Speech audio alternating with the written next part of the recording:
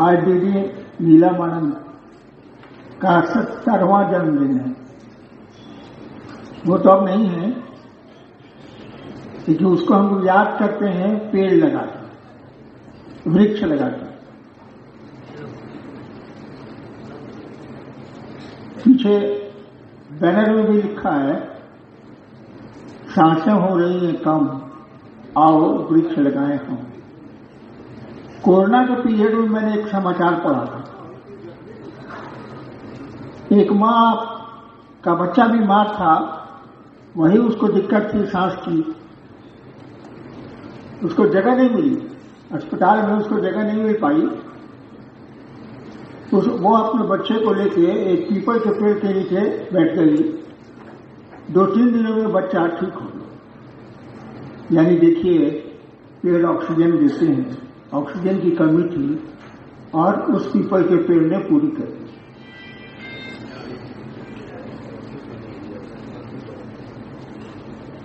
इसलिए ये जन्मोत्सव जो है हम लोग वृक्षारोपण के रूप में मनाते हैं। आज 7वां दिन है, अंतिम दिन है। अब फिगर आएगा कि कहां कितने पेड़ लगे।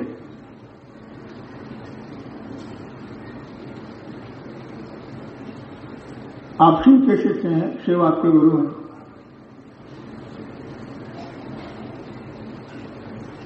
कहा जाता है कि ये प्रकृति, ये कायनात शिव की गोद में विश्राम करती है।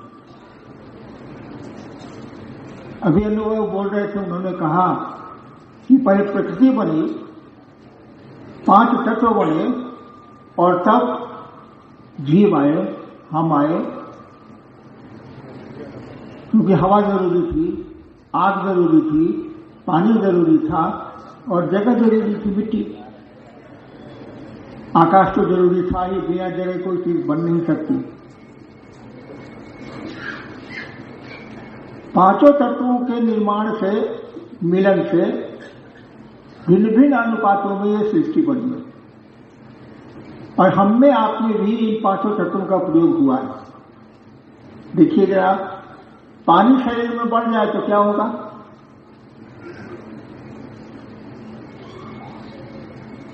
बीमारी हो जाती। पानी शरीर में घट जाए तो क्या होगा? डिहाइड्रेशन, मर जाएगा जी। हवा की महत्ता आपने अभी देखी, 2 साल बीते हैं और आपकी मशीन हवा लेने वाली खराब हो गई, लंग्स खराब हो गया, फेफड़ा खराब हो गया, बीमारी के कारण हवा फेफड़ा ले नहीं पा रहा, मौत हुई। देखिए कितना जरूरी है ये हवा। मिट्टी तो रही, जरा सा शरीर का कोई अंग गलने लगता है, यानी खेती तत्व खराब होने लगता है। तो हमको आपको प्रकृति का संरक्षण करना चाहिए। जैसे जैसे विकास होगा, ये जान लीजिए, मैं तो सरकार में रहा हूं, जैसे जैसे विकास होगा पौधे कटेंगे, उसको रोका नहीं जा सकता। यदि पौधे लगाए भी तो जाए, जितने पौधे को कटने की आवश्यकता है, जरूरी है, उससे ज्यादा पौधे लगाए जाए। और पौधा लगाने से नहीं होगा भाई साहब, पौधे को बचाना भी पड़ेगा। उसको भी पानी की जरूरत है, उसको भी मवेशी खा जाएंगे तो गेबीन की जरूरत है, घेरे की। ये सही है कि जंगलों में पौधे हम नहीं लगाते, पहाड़ों पर पौधे हमने नहीं लगाए, लेकिन बिया तो किसी ने छीटा, वो चिड़िया लाए, हवा लाए, बिया तो किसी ने छीटा। ठीक है, उसकी सिंचाई हमने नहीं की, प्रकृति ने किया है, लेकिन यहां जो पौधे आप लगाते हैं उसका तो पोषण आप ही को करना हो, हम ही को करना हो, क्योंकि पौधे मर जाएंगे। फायदा क्या हुआ? उतने पौधे बर्बाद हो गए, लगे भी और बर्बाद भी हो गए। इसका हम 2 करते हैं। लगाने से कम जरूरी नहीं है उसको बचाना, उसको बचाइए। पौधे तो कटेंगे, उसको रोका नहीं जा सकता। विकास होगा तो वृक्ष कटेंगे ही, लेकिन उससे ज्यादा अनुपात में लगने भी चाहिए। नहीं लगेंगे तो क्या होगा? पानी की दिक्कत होगी, हवा की दिक्कत होगी, बारिश की दिक्कत होगी। कोई मुझसे कह रहा था कि 1 किलो चावल जो आप खाते हैं, 1 किलो भात, कुक्ड राइस उसको बोलते हैं, उसको तैयार होने में 2000 लीटर पानी लगता है। खेत से लेके आपके मुंह तक जाने में 2000 लीटर 1 किलो चावल में पानी लगता है। और पानी पौधों से मिलता है। ये भी सही है कि पेड़ को भी पानी चाहिए, ये पेड़ नहीं रहेंगे तो पानी भी नहीं रहेगा।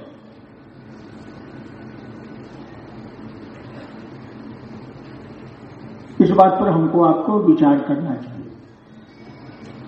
लगाए भी हम, बचाए भी हम। जैसा संभव जितनी कोशिश हो सकती है हम करें उसको बचाने की। और अनावश्यक पेड़ों को काटा नहीं जाना चाहिए। वो अभी शेर सुन रहे थे ना, सुकून पाने के लिए शहर से गांव ढूंढते हैं, बड़े अजीब हैं लोग। छांव कैसे तो है, टांगी दिए छांव ढूंढते हैं। अब टांगी लेके छांव ढूंढिएगा तो पेड़ में काट लीजिएगा, छांव कहां से आएगी?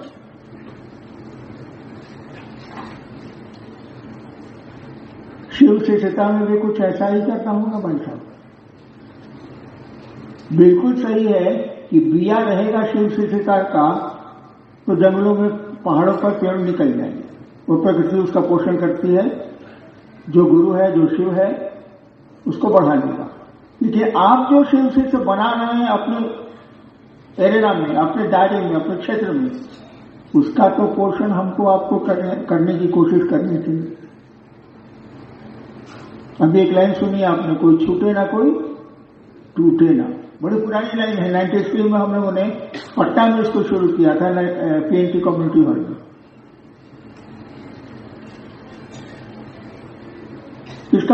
इसको भी देखना होगा हमको। शिव बना तो रहे हैं हम आप, लेकिन उसका पोषण भी करना होगा। जानना ही संभव नहीं करेंगे, बिया छिटेंगे। शिव शिष्यता, भगवान शिव के गुरु होने का सीध डिस्पर्स करेंगे, छिटेंगे। और रही बात समितियों की, एक बात जान लीजिए, सरकार जब चलती है तो संविधान होता है, मौखिक हो, लिखित हो, जो हो। संस्था चलती है, कोई चीज चलती है, उसके लिए एक नियम बनाए जाते हैं। तो कुछ लोग तो इसमें नियमों से बंधे हैं, जो संस्था में हैं, अध्यक्ष हैं, ये हैं। इसका अर्थ ये मत समझ लीजिएगा कि अन्य शिव शिष्यों से आप तिरस्क हो गए। मैं तो किसी समिति में नहीं, मैं तो किसी संस्था में कुछ नहीं हूं। ठीक उसी तरह से बहुत सारे गुरु भाई गुरु बहन मिलेंगे आपको क्षेत्रों में। एक जिले में कितने शिव शिष्य होंगे बिहार के लिए बताइए तो अंदाज करिए। तो एक जिले में 2 लाख से कम तो नहीं होगा, कम है, ज्यादा होगा। 21 आदमी की समिति एक जिले में बनी है। 2 लाख में 21 आदमी सुरखाब का पद लगाए हुए नहीं है। आप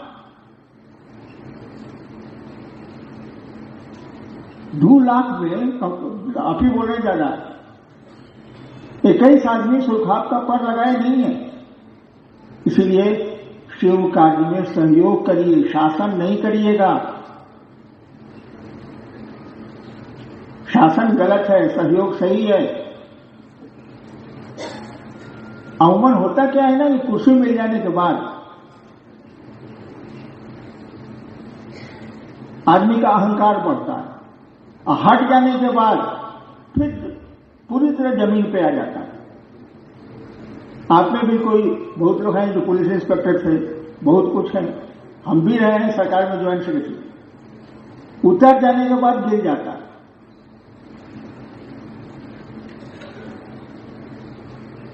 इसीलिए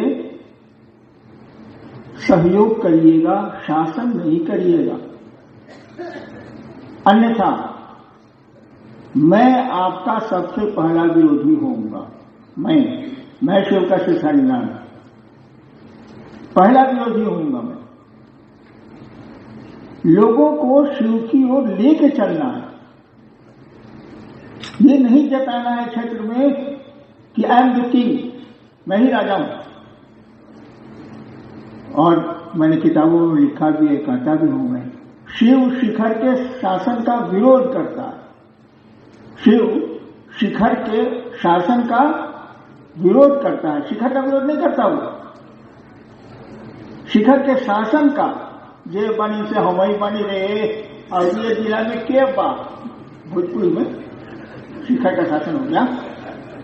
शिखर पर हैं आप, उसका विरोध नहीं करता, लेकिन इसको चढ़ावेगा, कहेगा जे बनी हूं हम वही सबसे पुरान हम जिला में रहे, ये क्या बोल गई, this is very bad, it should not be tolerated, ये बहुत बुरा है और इसको बर्दाश्त मैं तो नहीं कर सकता, क्योंकि शिव के शिष्य हैं, शिव उनके गुरु हैं। शिव तो संसार का मालिक है। कहा जाता महेश्वर, सुना है ना शब्द महेश्वर शिव। महेश्वर का मानी जानते हैं? ईश शब्द का अर्थ होता है कंट्रोलर, जो कंट्रोल करता है। महेश शब्द का अर्थ होता है चीफ कंट्रोलर। अब महेश्वर शब्द का अर्थ होता है सबसे बड़ा कंट्रोलर, यानी कंट्रोलर महादेव हैं, वही कंट्रोल करते हैं। हमको आपको सबको किए हुए, ईश्वर ही करता, महेश्वर ही करता, हमको आपको सबको किए हुए। और गुरु के रूप में वो बताते हैं कि तुम क्या हो, आप क्या है जरा बताइए तो भाई साहब, हुआ कौन है आप? आपका धरती ने एक नाम दे दिया, इनका नाम है बरखा, इनका नाम दे दिया, लेकिन बरखा जो बोल रहा है, इनके भीतर की जो आवाज है वो कौन है, कहां से आई है, कब तक रहेगी? जो बोल रहा है वो निकल गया, अब तो बोली नहीं निकलेगी। देखिए शिव का कंट्रोल, आए भी आप उसी की मर्जी से, माँ बाप की मर्जी से नहीं आए। बहुत माँ बाप हैं जो निसंतान है, आए भी हैं आप दूसरे की मर्जी से, जाएंगे भी आप दूसरे की मर्जी में। आपको ये भी नहीं पता है कि आप हैं कौन। इसको आत्मज्ञान बोलते हैं, अपने बारे में जानना। अब दीपो भव बुद्ध ने कहा था, हमको आपको ये भी नहीं पता है कि हम हैं कौन। नाम तो मेरा है हरिनारायण, नाम दिया है दुनिया ने, लेकिन कोई पूछे कि जो बोल रहा है आपके भीतर ये नाम वही कौन है, तो शिव आपको बताते हैं कि तुम क्या हो, Who are you? और जब आपको ये भान हो जाएगा कि आप इस रहने की जगह पे नहीं है, ये जगह पर रहेंगे नहीं, कोई नहीं रहा, तब जीवन की आपाधापी बंद हो जाएगी। हाय बाप हाय माए जो कर रहे हैं, अरे मकान ना भर रहे, अरे बेटवा अकेले रह रहे, अरे गाड़ी में चले रहे, ये आपाधापी बंद हो जाएगी। जब जान जाएंगे कि रहना ही नहीं है। बड़ी सुंदर जातक कथा है, सच्चाई तो नहीं है, लेकिन एक कथा है कि भगवान बुद्ध ने जब पूछा था शास्त्री से एक लाश देख के कि क्या हुआ, शास्त्री ने कहा था मर गया। बुद्ध ने कहा मैं भी मर जाऊंगा। शास्त्री क्या बोलता, चुप रह गया। और कहानी है, सिखलाती है आपको सच हो या झूठ। बुद्ध ने कहा रथ रोको, उतर गए। साथी ने पूछा जाके क्या कहेंगे?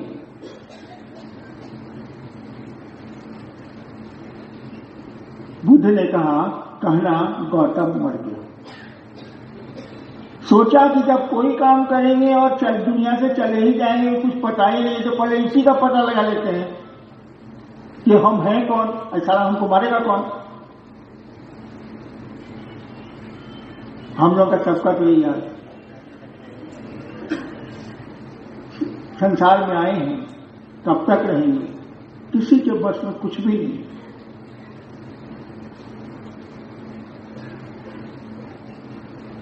और बुद्ध ने ज्ञान लिया, बुद्ध भगवान हो गए।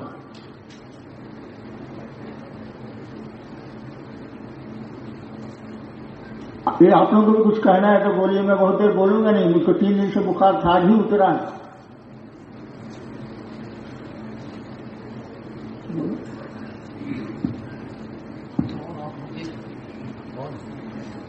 कुछ जिज्ञासा आइए, देखता हूं।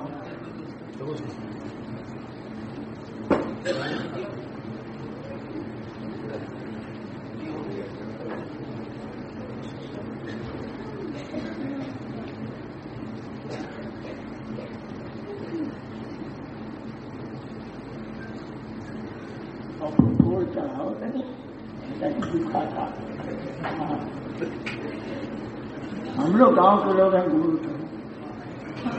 हमारे बिहारी हर जगह अपने अनुसार रहेंगे। मेरे साहब कहते हैं कि सब मुझसे मिलने तो आते हैं पर मेरा दर्शन नहीं हो सकता।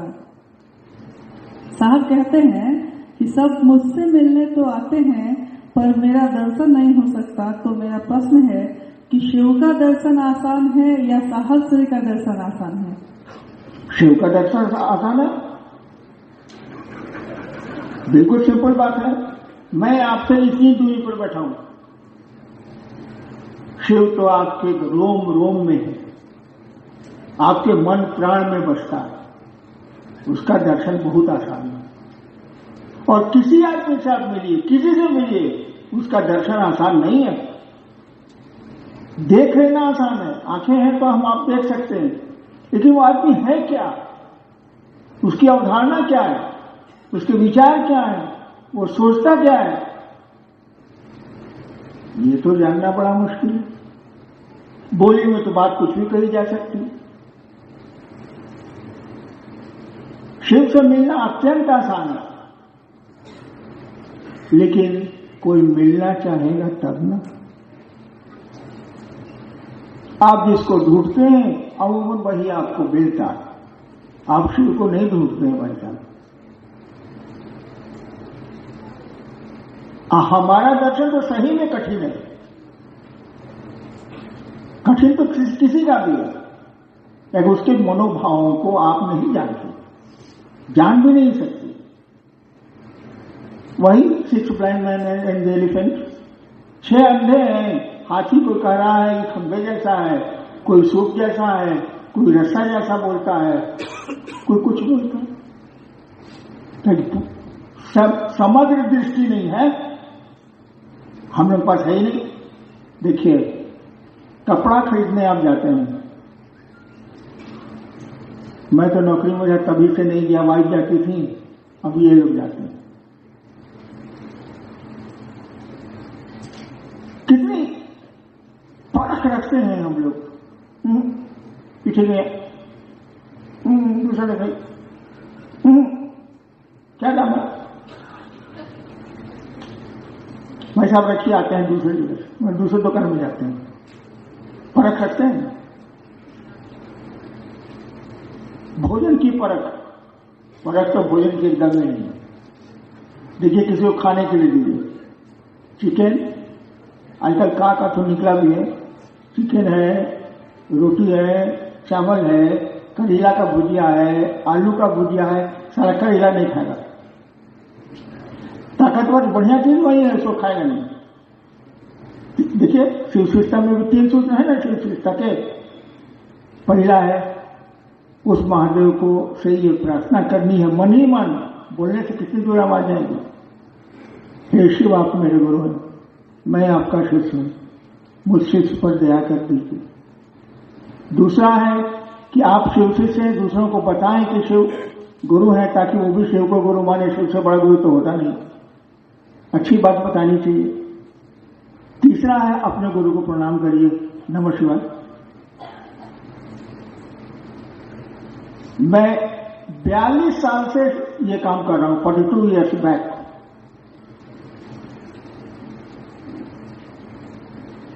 अमूमन आदमी देखिएगा कि प्रथम सूत्र याद है उसको, समझता बिल्कुल नहीं, कोई मतलब है उससे नहीं।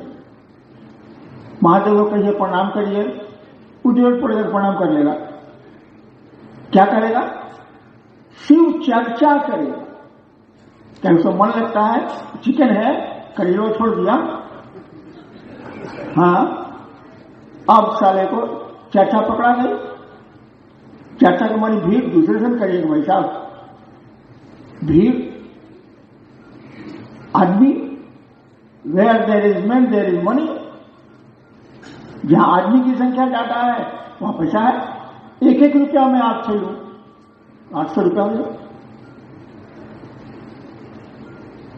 देखिए, अब चर्चा पकड़ा गई, भोजन भी है बढ़िया बढ़िया, जहां गए खिलेबे करेगा बेचारा, पैसा भी है।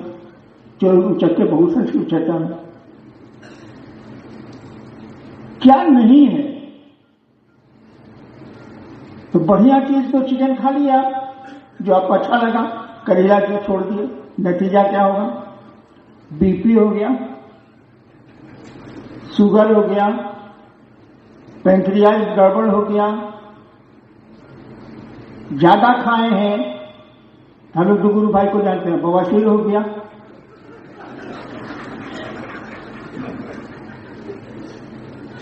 हो गया। हम लोग चर्चा में नहीं करते हैं, जो चटकार लगता है ना, चर्चा, चर्चा चर्चा। जो शिव को अपना ही नहीं समझेगा वो खाक से चर्चा करेगा। किसी को अपना समझते ही नहीं आप, शिव को अपना समझते ही नहीं आप, तो चर्चा क्या कर रहे हैं आप? उसको बना पाइएगा शिव कैसे, जब आपकी नहीं, आप ही के शिव नहीं है तो कैसे बनाएंगे आप? आपको ये पहले मन में बैठाना होगा कि शिव मेरे गुरु हैं, मैं उनका शिष्य हूं। मेरे गुरु हैं तो ठीक कर दिया आप। और जहां बोले कि मैं उनका शिष्य हूं, अब जवाबदेही आप पर आ गई। गुरु की टोटल जवाबदेही आप पर आ गई। ठीक है, उसको शिव को न चावल चाहिए न चूड़ा चाहिए, कुछ नहीं, शरीर में नहीं है, कुछ नहीं चाहिए। लेकिन जहां बोले मैं आपकी शिष्या हूं, मैं आपका शिष्य हूं, अब शिव की पूरी जवाबदेही आपकी है। कहने कोई जवाब नहीं। आप पहला सूत्र अकेले में करना है, मन ही मन करना है। शिव को प्रणाम मन ही मन करना है, बोलने से तो होगा नहीं। अगर माइक हटा दीजिए, आप मेरी आवाज सुनेंगे? यानी यंत्र लगाना पड़ा है आवाज आप तक पहुंचाने के लिए। लेकिन मन की आवाज बड़ी दूर चलती है। इंग्लैंड में रहे बच्चे के बारे में भी मां को पता हो जाता है कि लागत आओ तबियत खराब का। देखिए, मन की गति बहुत ज्यादा, उससे तेज कुछ चलता ही नहीं है। महाभारत में यक्ष ने पूछा था युधिष्ठिर से, सबसे तेज कौन चलता है? युधिष्ठिर ने कहा था मन। तो पहले और तीसरे सूत्र में दया मांगने में और प्रणाम करने में आपका तो अकेला काम, बोलना भी नहीं। दूसरा में बोलना है, कहीं दूसरे से करनी।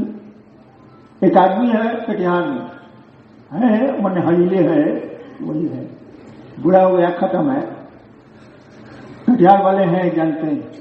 वो बिलाइये को, 7 को बिलाई पाले हुए थे, बिलाई को सिर्फ चर्चा सुनाता था, बिलाई को सिर्फ चर्चा सुनाता था।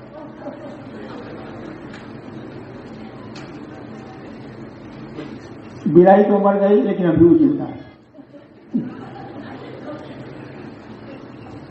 तो 2 नंबर सूत्र, 2 नंबर का धंधा सुना है ना? नहीं सुना? 2 नंबर का धंधा में पकड़ा गए तो कोफे पैसा कानून लग जाएगा, बेल नहीं होगा। और 2 नंबर में निकल गए, मछली की गाड़ी है, बंगला है, सब है, बहुत खतरनाक है 2 नंबर सोच।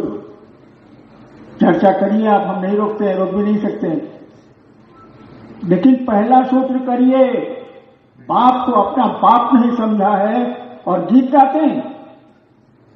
पहला सूत्र करिए कि हे शिव आप मेरे गुरु हैं, उस महादेव को अपना समझने की कोशिश करिए, और जब उसको अपना समझ लीजिएगा ना तो आचरण उसी के अनुसार होने लगेगा।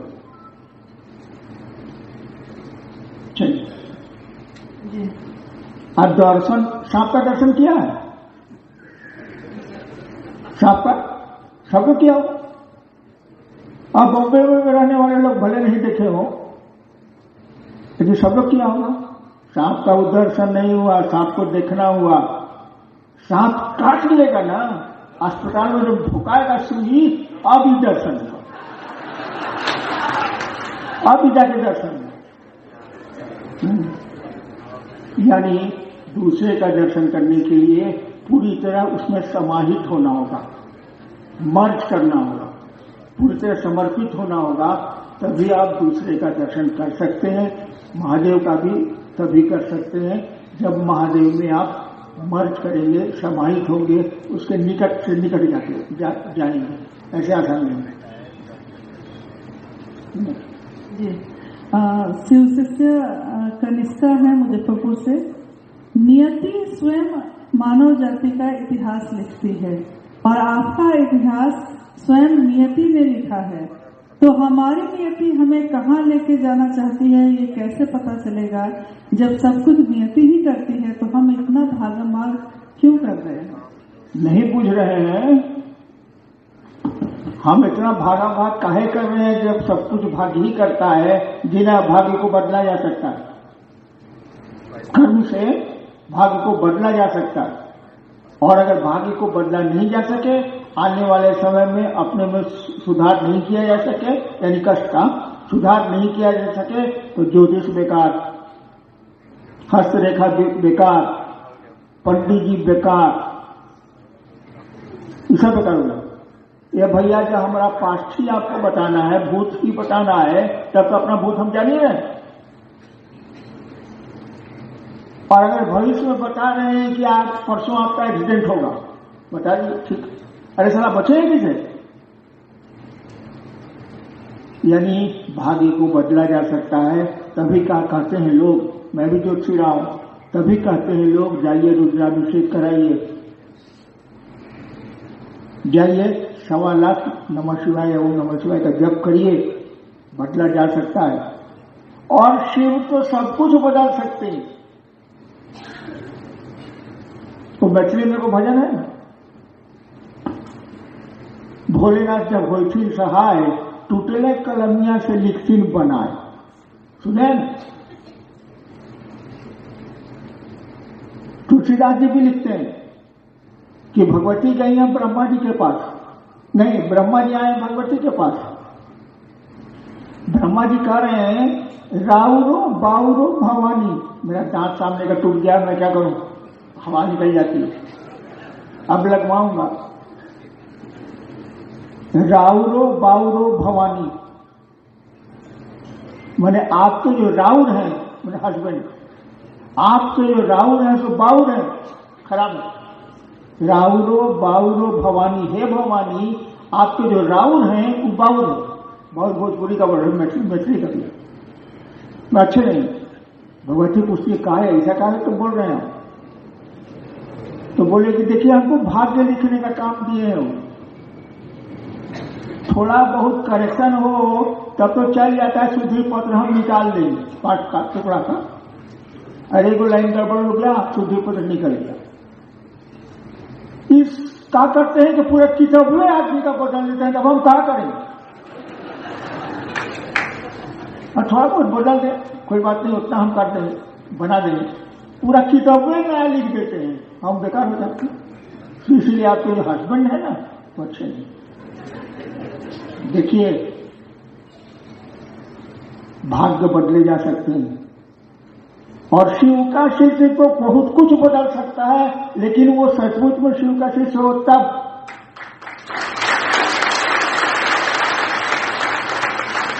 ताली बजाने से नहीं होगा, इस बात को समझना होगा। नहीं तो जिनकी बात तालियां में बजाओ तो राजे बोले,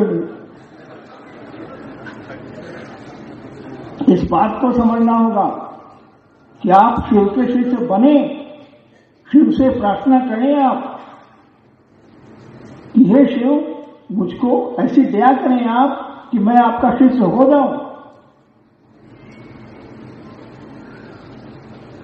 इसके लिए तो कोई प्रयास करता नहीं, एक नंबर तो छोड़ दिया।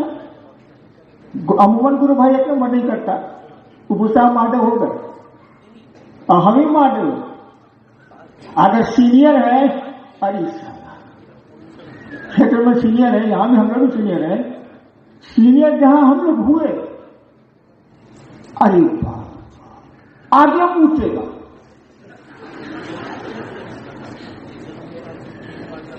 इस बात को छोड़ना होगा,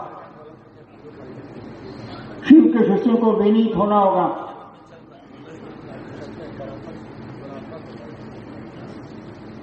आपको झुकना होगा। जो झुकना नहीं सीखता है वह शिव का शिष्य नहीं हो सकता है, और वो झुकेगा वो सबके सामने ही झुकेगा। शिव के सामने झुकने की आदत लग जाएगी, सबके सामने झुकेंगे आप। सुनिए वो किस्सा सुनाते, तो किस्सा सुनाते वो राजा बड़ी खराब, बढ़िया हिंदी बोले, बहुत क्रूर था। एक बार अपने राज ज्योतिषी को बुला के पूछा, ज्योतिषी जी हमको बताइए तो हम कब मरेंगे। राज ज्योतिषी ने कहा, हुजूर 5वें दिन। पर बता दिया हमको फांसी से नहीं दीजिएगा, हमको कोड़ा से नहीं पिटवाइएगा, सब वादा करा लिया। तब कहा जी 5 दिन के बाद। वो सोचा कि अब 5वें दिन मरिए जाना है, तो कहा नहीं सबसे बढ़िया से, जैसे हम लोग का ट्रांसफर होता था ना, तो हम लोग भाई जो गलती हो गई 3-4 साल में हम शासन में रहे तो कुछ तो पढ़ाई करनी पड़ती है, माफ करती है। जब मालूम हो गया मन को कि आपको जाना है पटना, बदल गया। वो जब जान गया कि आप 5वें दिन मर जाएंगे तो बहुत अच्छा हो गया, बेनिफिट हो गया। सबकी मदद करे, गरीबों को की बात सुने, न्याय करे। 5वां दिन बीता नहीं मरा, 6ठा दिन बीता नहीं मरा, 7वां दिन बीता नहीं मरा, 10 दिन बीत गया नहीं मरा, बोला है उसको। सुने ने आप काहे बोले थे आप यहां 5 दिन में मर जाएंगे? कहा हुजूर आप तो मर गए, जहां पना आप तो मर गए। वो राजा आप कहां है जो निर्दयी था, जो क्रूर था? अब तो आप सबसे विनीत हो गए, सबसे झुक गए। देखिए, मौत का पैगाम, बदली का पैगाम आदमी को विनीत करता है। हमको आपको नहीं पता कि क्षण शास्त्र की, और शिव के शिष्यों को तो ऐसा बनना ही चाहिए। उनको विनम्र होना चाहिए, विनीत होना चाहिए। जो शिव के सामने झुकेगा वो सबके सामने झुकेगा। जी, भाई अभय हैं कटिहार से। हमको पकड़ लीजिएगा तो ठहर जाइएगा, हमसे दूर जाइएगा तो टूट जाइएगा। उपरोक्त लाइन साहब श्री के द्वारा 2012 में पूर्व की एक चर्चा में 52 में 2012 से पूर्व की एक चर्चा में जिक्र किया गया था। इसके बारे में कुछ मार्गदर्शन किया जाए। क्या क्या क्या हमको पकड़ लीजिएगा तो ठहर जाइएगा, हमसे दूर जाइएगा तो टूट जाइएगा। देखिए, सड़क पर चलते हुए तो वो माइल स्टोन रहता है, मील का पत्थर, उसको ध्यान दीजिए तो आगे बढ़िएगा। अब मील का पत्थर छोड़ दीजिएगा तो गड्ढा में उतर जाइएगा। नहीं समझे? मील का पत्थर पकड़ लीजिए, वहीं के वहीं रहेंगे, छोड़ दीजिए कि अब मील का पत्थर मिल ही नहीं रहा है, इसका मैंने आप रास्ता भटक गए, वो जो किलोमीटर बता रहा था वो नहीं मिल रहा है अब। ठीक ही ना, मैंने कहा कि पकड़ लीजिएगा तो रुक जाइए, छोड़ दीजिएगा तो भटक जाइएगा। अरे चलिए, हम आपको मदद कर रहे हैं चलने के लिए। लाइन सुनी नहीं है, बहुत बार मैंने कही है, मैं हूं सजनी मील का पत्थर, माखनलाल चतुर्वेदी की लाइन है, मैं हूं सजनी मील का पत्थर, अंक पढ़ो चुपचाप पधारो। अंक बने टिकट पढ़िए, कितना किलोमीटर आप चले हैं और पढ़िए, अंक पढ़ो चुपचाप पधारो, मत आरोपो अपनेपन को। हमको अपना मत समझना बाबू, आगे और भी पत्थर है, मत आरोपो अपनेपन को, मत मुझ पर देवत्व उतारो। हम देवता भी नहीं है, तो ठीक है, तो कहा क्या गड़बड़ कहा जी। शिवसी से मनीष कुमार है, अररिया फारबिसगंज से। शिष्यत्व ही किसी पारलौकिक प्रयास का प्रथम सोपान है, इसमें साहब मार्गदर्शन करें। शिष्यत्व भी मास्टर कहा लगे पढ़ो, चला भैया तू स्कूल में विद्यार्थी भैया, अब आप पढ़ते ही नहीं, बढ़िया है कैसे? जब तक अशिष्य का मानी जानते हैं क्या होता है? पहले भी मैंने कहा है, आप लोग तो भूला जाते हैं, वही करेलवा छोड़ दीजिएगा, चिकन खा लीजिए। शिष्य शब्द का अर्थ क्या होता है? शिष्य शब्द शस्त्र धातु से बना है, तालव्य शब्द शस्त्र धातु से बना है, उसी से बना है अनुशासन, उसी से बना है प्रशासन, उसी से बना है शिष्य। शिष्य शब्द का अर्थ होता है जो गुरु द्वारा अनुशासित होने योग्य हो, जो गुरु द्वारा अनुशासित होने योग्य हो वह शिष्य है। क्या इसी से बना अनुशासन भी, इसी से बना है शासन भी। तो शिष्य शब्द का अर्थ ये होता है जो गुरु द्वारा अनुशासित होने योग्य हो। आप अनुशासित होने योग्य है ही नहीं, आप शिष्यत्व में है ही नहीं आप, तो किसे होगा? कहीं नहीं होगा, किसी जीवन किसी क्षेत्र में नहीं होगा। इसीलिए शिष्यत्व ही किसी भी आध्यात्मिक सोपान का, सीढ़ी, सोपान मान सीढ़ी का के लिए जरूरी है, आवश्यक। खत्म। आपने आओ चले श्रुति ओर में लिखा है कि मैं उस पुराने कुएं की तरह हूं जिसमें हर व्यक्ति अपनी अवधारणा की वापसी पसंद करता है। इसका अर्थ क्या हुआ? मैं उस पुराने कुएं की तरह हूं जिसमें हर एक आदमी अपना अक्ष में चेहरा जो बोलता है वापस सुनने के लिए। पुराने कुआं में जाइएगा, पहाड़ से उतरिएगा, कहीं कुआं हुआ है तो खड़ा हो जाएगा, तो यही आदमी करता है, फिर उसमें देखेगा अपना चेहरा, आवाज देगा, जो भी आवाज दे वही आवाज लौटती है। मेरे साथ भी वही है, जो आता अपने मन की आता। किसी को सम्मान चाहिए, किसी को कुछ चाहिए, किसी को बेटा चाहिए, किसी को कुछ चाहिए, यानी अपने मनोभावों को लेके आता है। मैं भी उसके मनोभावों को लौटा देता हूं। पुरान कुआं हूं, हम क्या करेंगे? जो बोलिएगा सब आप शिव को ढूंढने आइएगा तो मिल जाएगा शिव। आप तो शिव को ढूंढने आते नहीं है, चिकन खा लेते हैं, करेला छोड़ देते हैं, तो सारी डॉक्टरी नहीं होगा। आपने एक पंक्ति लिखी है कि मनुष्य की शारीरिक शक्ति से बलशाली होती है उसकी मानसिक शक्ति, और उसकी मानसिक शक्ति से भी बलशाली होती है उसकी आध्यात्मिक शक्ति। तो क्या शिव की शिष्यता ही हमारी आध्यात्मिक शक्ति है?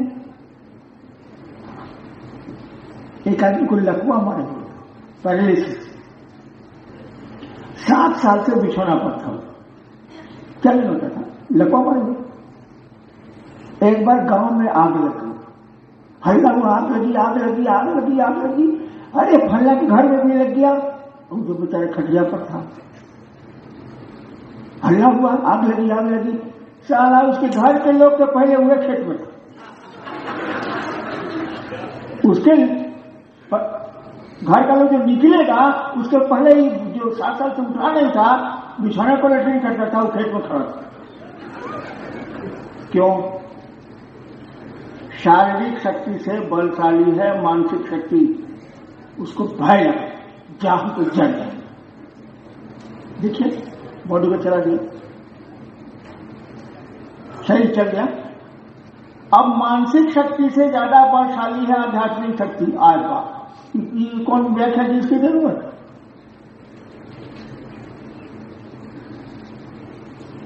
रोज तो आप जादू देखते हैं, रोज तो लोगों से भेंट होती है जो आपके मन को मोड़ देता है। हम ही लोग मोड़ते हैं। भैया महादेव गुरु माने ना, उससे बड़ गुरु नहीं है। देखिए सोच रहा है दूसरा, आप उसको टर्न कर रहे हैं अपनी आध्यात्मिक शक्ति से, जो आपके मन में आई है उसको घुमा रहे हैं, घूम जाता है। आध्यात्मिक शक्ति ज्यादा बलशाली है। और शारीरिक तो बता दिया, लखवा वाले सबसे पहले खेत में थे। जी हम लोगों के लिए क्या मार्गदर्शन है? मार्गदर्शन तो मैं देता नहीं, दे नहीं सकता, वो तो आपके गुरु ही आपको देंगे। हम बोल सकते हैं, और मेरी बोली आप मानेंगे नहीं ये भी मुझको मालूम। बोलने के लिए कहिएगा तो हम बोलेंगे, लेकिन मेरा मार्गदर्शन आपके मार्ग का दर्शन नहीं कराएगा, वो आपके गुरु ही कराएंगे, शिव कराएंगे, सबका वही करते हैं। आप चाहिएगा तो आपका बेटर करेंगे क्योंकि आपके गुरु हैं वो। मेरा एक ही बात मुझको आपसे कहनी है, आप शिव के शिष्य हैं, जगत में ये उदाहरण पेश करिए कि शिव के लोग कैसे होते हैं।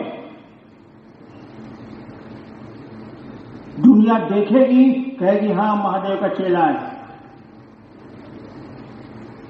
अभी मैं बैठा हुआ था, बीच में 1-2 भजन हुआ तो लगा कि तो कोई सीबीएसई से नहीं है ससुरा।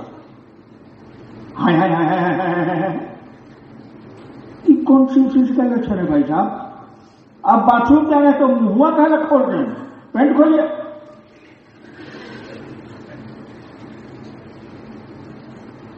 अच्छा, पेशाब करने में बोलने की क्या जरूरत है?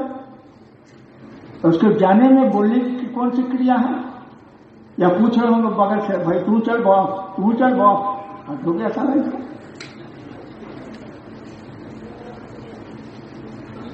शिव के शिष्य बने हैं आप, हो सकता है हो भी, जगत में ये उदाहरण पेश करिए, उस शिव जैसा बनिए। वो सांपों को गले लगाता है जो जहर रखते हैं और टेढ़ा चलते हैं।